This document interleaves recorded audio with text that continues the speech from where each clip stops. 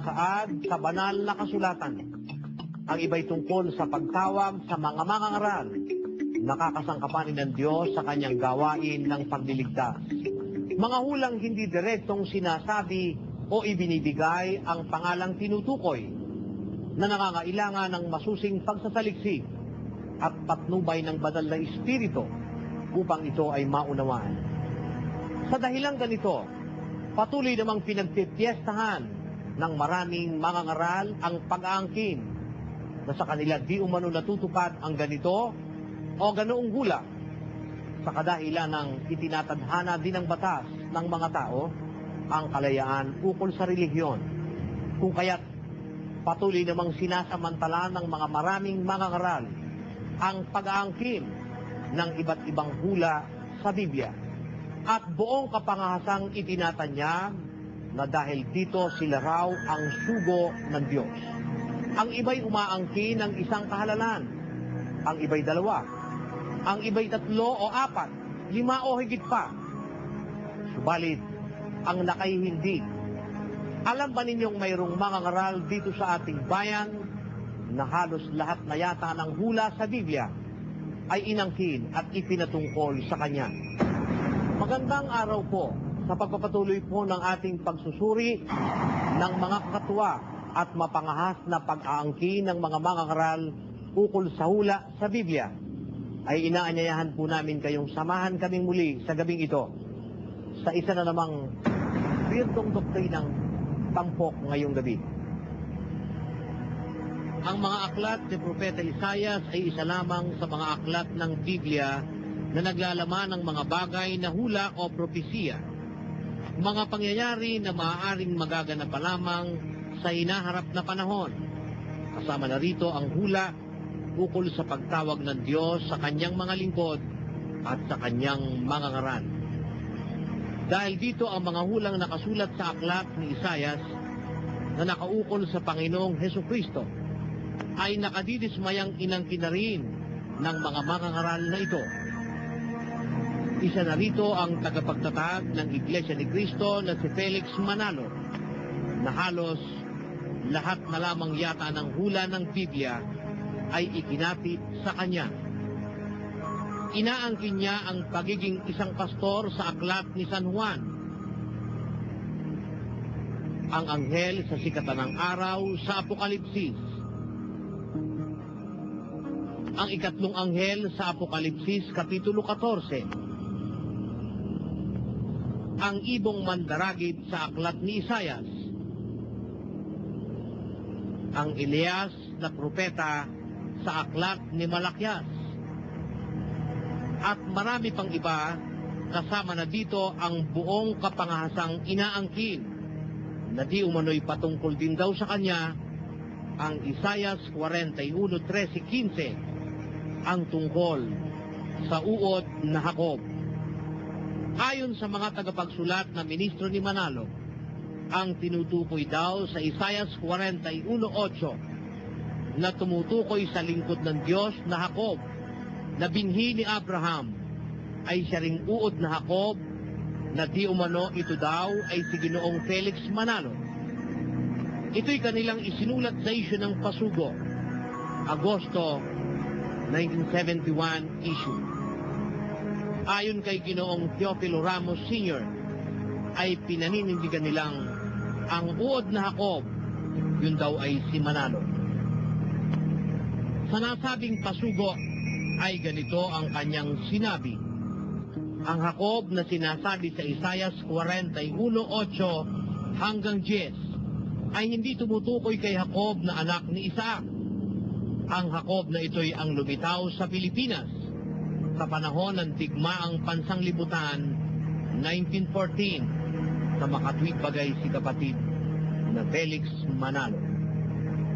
Dagdag pa ng babasahing Pasugo sa issue ng November 1976 sa artikulong sinulat ng isang Tumasi Katangay sa page 13 ay pinatunayan niyang si Manalo nga ang uod na Jacob.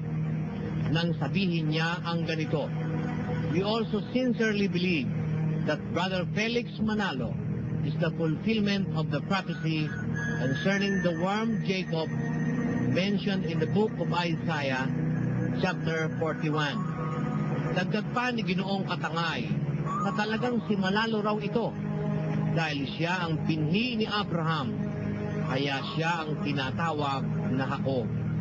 Sa page 14 ng nasabing pasugo ay sinabi pa ng mama ang ganito: the prophecy states that he whom God chosen or taken from the ends of the earth, the fulfillment of which is undoubtedly Brother Felix Manalo, is the seed of Abraham, hence he is called Jacob.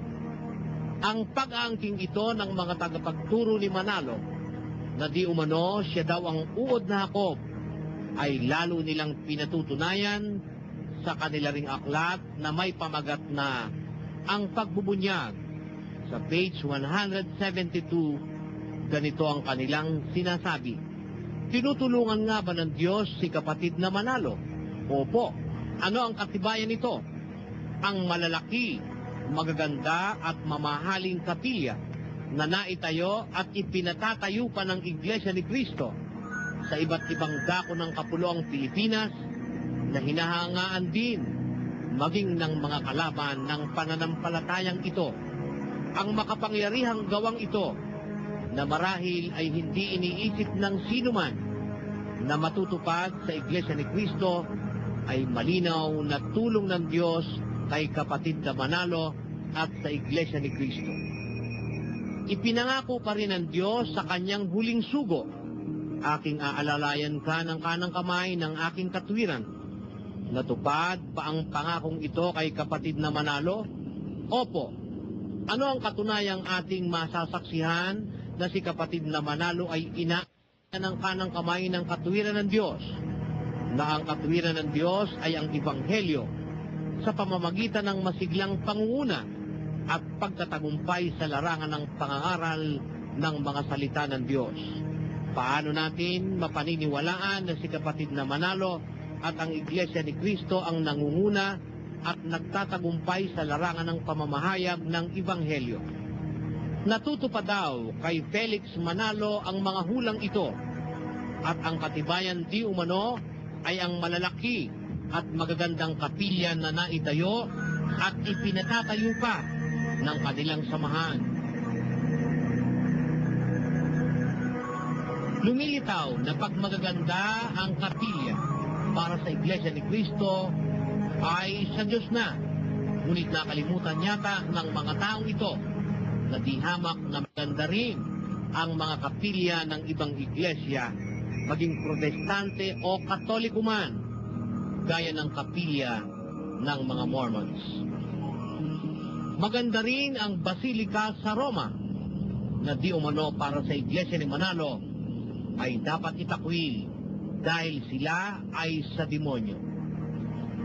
Ito'y napansin din ng isang dating tagapangasiwa ng sekretariat ng Iglesia ni Cristo ni Manalo na si Ginoong Milanio Gabriel sa kanyang pampletong isinulat, Ang Mga Kasinungalingan at Kabulaanan ng Iglesia ni Cristo, sa page 19. Ayon kay Gabriel, malalalakian niya at magaganda ang mga kapilya ng INK.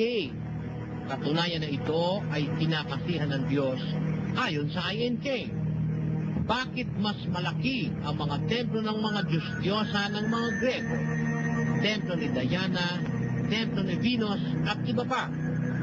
Tatanggapin naman kaya ng mga tagapagsalita ni Manalo na dahil sa magaganda rin ang templo at kapilya ng Katoliko at maging ng ibang simbahan ng Protestante ay sa Diyos na ang mga ito?